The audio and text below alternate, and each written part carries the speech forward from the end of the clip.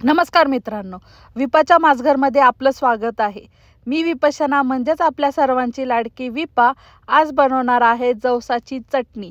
जवसाची चटणी ही खूप उपयोगी आहे, तुम्ही नक्की तुमच्या आहारात हे ॲड करा। आज आपण करणार आहे जवसाची चटणी।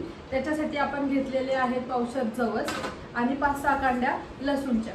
आपल्याला एवढंच सामान लागणार आहे, ह्याच्या व्यतिरिक्त फक्त आपल्याला तिखट आणि मीठ लागणार आहे। तर चला तर बघूयात आपण ह्याची कृती। आता आपण जवस पहिले भाजून घ्यायला, तवा गरम झालाय की नाही ते चेक करायचं। मग आपण त्याच्यामध्ये जवस टाकायचं। इथं मी घेतलेले पावशर जवस, ते आता मी खूप व्यवस्थित भाजून घेणार आहे। जास्ती वेळ लागत नाही ह्याला भाजायला, अगदी 5 ते 7 मिनिटात हे भाजून होतं। तडतड असा आवाज आला पाहिजे, म्हणजे जवस भाजले लागले असं आपण समजायचं।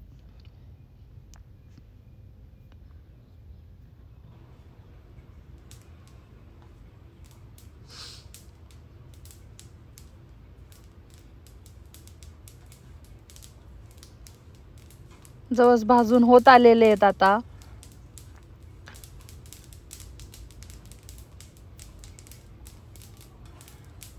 जवस भाजून रेडी झालेले आहेत बघा, तडतड आवाज येतोय। आता मी मिक्सर मध्ये लसूण टाकतेय।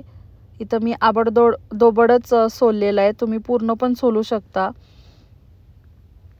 लसूण मिक्सर मध्ये मी ग्राइंड करून घेणार आहे सर्वात आधी।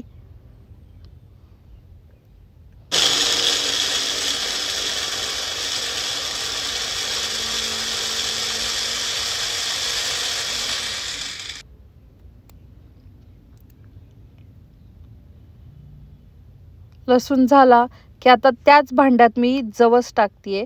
थोडंसं गार होऊन दिलेलं आहे मी जवस, जे आपण भाजून घेतलं होतं ते। आता त्याच्यामध्ये मी जवस टाकतेय।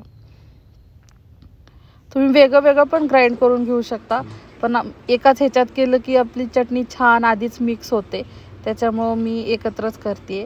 आता ह्याच्यामध्येच मी तिखट घालणार आहे। आपल्या आवडीनुसार आपण तिखट घालू शकतो। मी इथे 1 चमचा घालतेय, तुम्ही अर्धा, किंवा तुम्हाला जर जास्ती तिखट हवं असेल तर तुम्ही 2 चमचे पण टाकू शकता। आणि 1 चमचा मीठ टाकते बस। आता हे सगळं आपण छान परत ग्राइंड करून घ्यायचंय।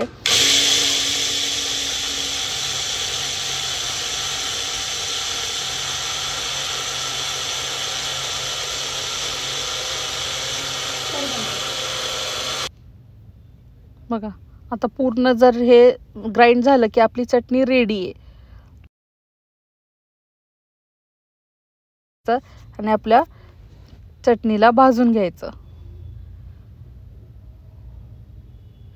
आपण मीठ तिखट सगळं आपण आधीच टाकलेलं आहे, सो आता आपल्याला ह्याच्यामध्ये वेगळं असं काही टाकायचं नाहीये, फक्त भाजून घ्यायचंय।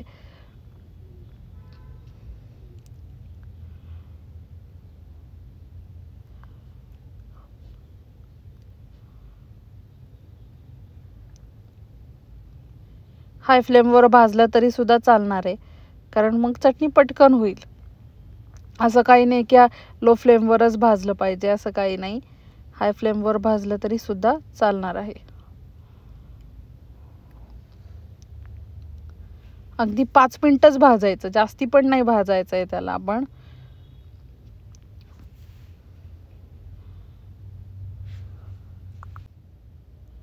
चटणी आपली रेडी झालेली आहे, म्हणून मी आता आपल्या बाउलमध्ये काढून घेतेय। गार झालं की आपण कोणत्याही डब्यामध्ये त्याला स्टोर करू शकतो। आणि आपल्या जेवणात आपण 1 ते 2 चमचे ह्याला नक्की खाल्लं पाहिजे, कारण ह्याचे फायदे खूप आहेत। हार्टसाठी, वेट लॉससाठी हे नक्की जवसाची चटणी आपण खाल्ली पाहिजे।